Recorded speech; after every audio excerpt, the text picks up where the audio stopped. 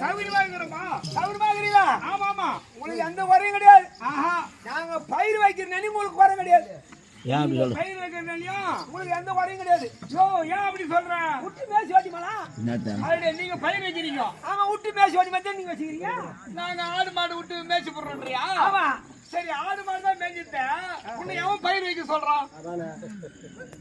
பயிர் வைக்க அது அப்படியே உங்களுக்கு கர்மா உங்களுக்கு. நல்ல கேள்விதான்பா. ஆமா.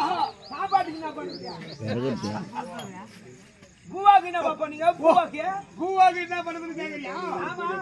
அப்புறம் வச்சுக்க, அவனுக்கு எப்படி இருக்குதா?